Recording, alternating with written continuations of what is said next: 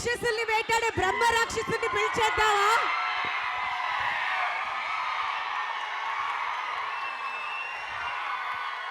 బాగున్నారా? First of all print మీడియాకి, electronic మీడియాకి, ఇక్కడికి వచ్చిన ఫ్యాన్స్కి, సినీ లవర్స్ అందరికీ నమస్తే. మీ అందరి మధ్య ఈరోజు ఈ ట్రైలర్ చూడటం నాకు చాలా చాలా సంతోషంగా ఉంది. I'm very happy to be part of this.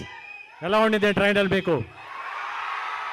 నాకు ట్రైలర్ అంటే నాకు ఇప్పుడు ట్రైలర్ చూపించలేదు ఆయన, ఇప్పుడే మీతోనే చూశాను నేను. ట్రైలర్ చాలా బాగుంది Harsha, thank you so much.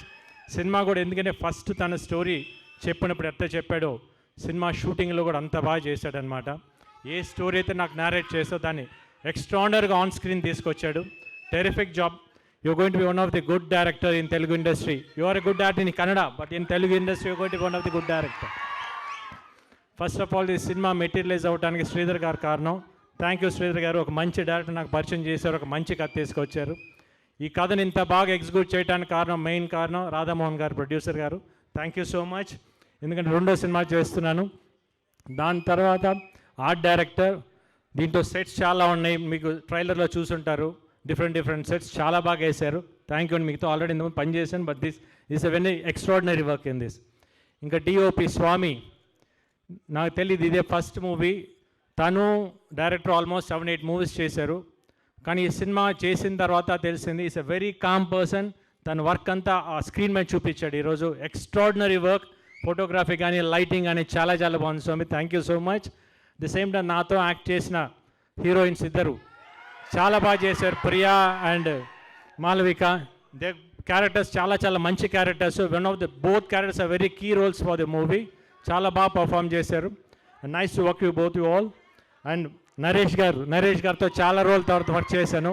మా ఇద్దరి మధ్య సీన్స్ మీరు ఎంజాయ్ చేస్తారు, పడి నవ్వుతారు, ఎందుకంటే అంత మంచి సీన్స్ అనమాట. చాలా బాగా వచ్చినాయి సీన్స్. ఇంకా రఘుబాబు అన్నయ్యతో చాలా సినిమాలు చేశాను. మధ్య అన్నదమ్ముల్లాగా ఉంటాం.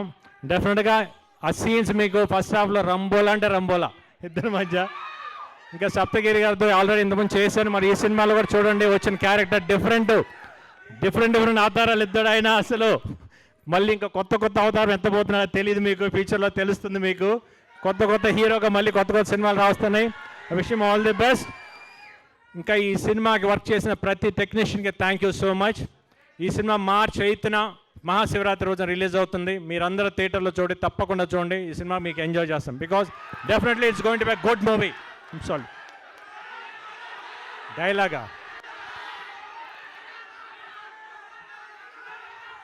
నేను ఊచకోత అంటూ మొదలు పెడితే ఈ ఊరు శ్మశానం సరిపోతుంది నా కోడక్క.